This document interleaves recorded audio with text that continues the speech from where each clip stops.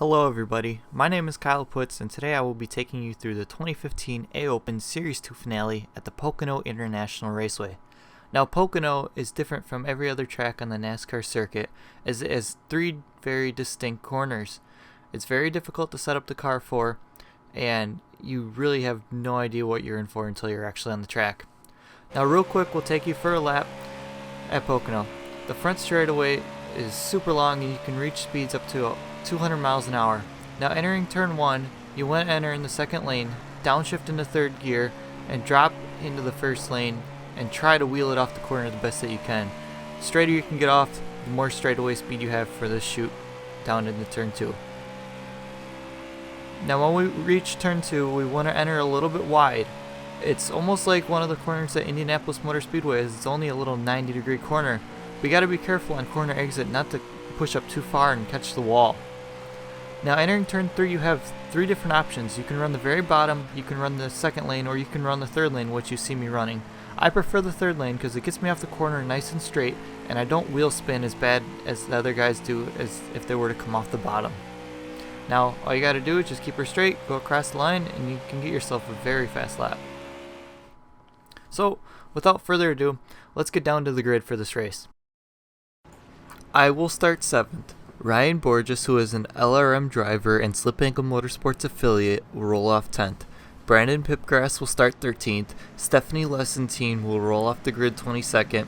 And Delonte Ballard will start at the rear of the field.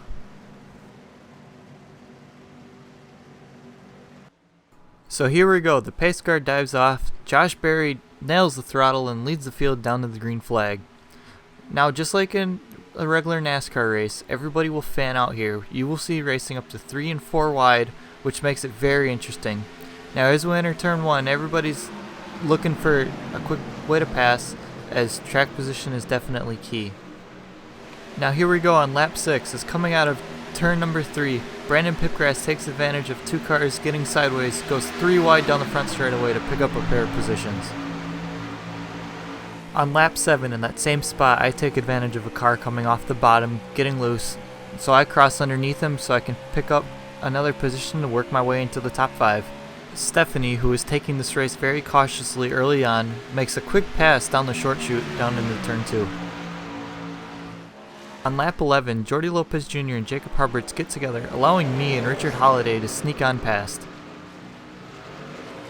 By lap 13, Delonte Ballard is making nice progress moving up through the field as he makes a nice pass underneath Brandon Coppinger entering turn 1. On lap 14, a few cars get loose off of turn 3 and come together to bring out our first yellow of the day.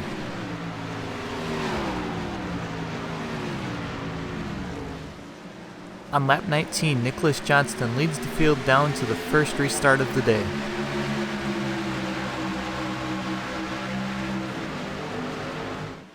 On lap 24, Delonte and Nicholas Morris put on their dancing shoes as Morris tries to slide in front of Delonte, but Delonte quickly slides back underneath him, and down at the other end, going into turn 1, Delonte completes the pass and keeps Morris behind him. As the run went on, I, along with the rest of the field, saw that we were close on fuel, so as seen here, we were trying to save as much as we can to make it to the end. The fuel mileage race was short-lived, however, as Brad Patton lost it off of turn 1 to bring out another caution. This was the most critical point of the race. We didn't want to lose any spots on pit road, and I originally wanted to take 4 tires until I slid through my pit box. So, a last minute call, so I didn't lose any track position, I ended up gambling and taking 2 tires. The lap 47 restart was a bit hectic as Nicholas Morris wanted to try to time it so where he could go before the pace car went in, and when he passed the pace car would be in pit road. As you saw, it stacked up the field and created 3 and 4 wide racing entering turn 1. Ryan Borges jumped below me with Richard Holliday on the outside, but since I was in the middle lane, I was able to throw the power down and get clear them both. It was a good thing for me that I was able to make it out of the corner alive, but unfortunately, teammate Delonte Ballard got caught up in a wreck.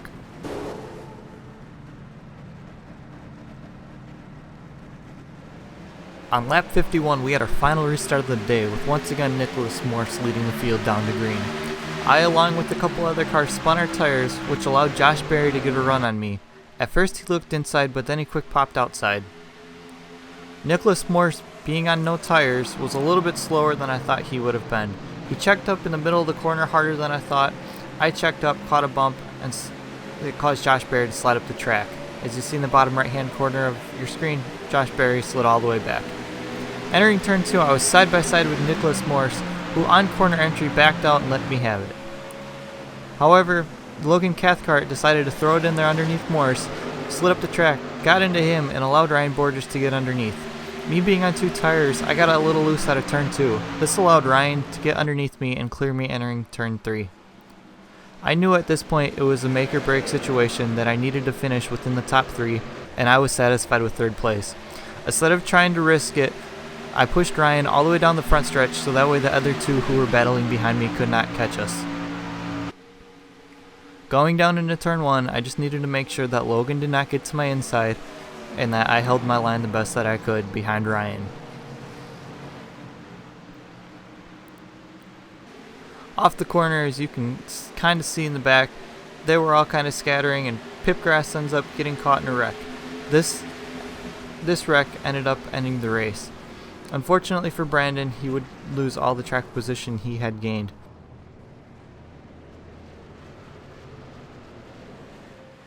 Once again, Stephanie would have a nice view of everything that went down, and luckily enough for her, the wreck went to the inside before she got there. Like I said, the race would finish under yellow. Ryan would finish in the 2nd position, I would finish behind him in 3rd.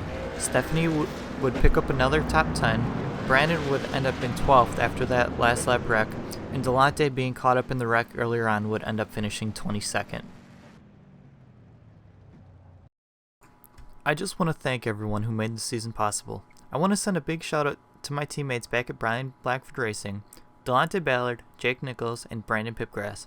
All the hard work we put in really paid off. I also want to send a shout out to Stephanie Lessentine for being on the pit box for a couple races this season and keeping me calm during those heated moments. Finally, I want to send a big thank you to Brian Blackford. If it wasn't for him, I wouldn't have had a shot to be on this team.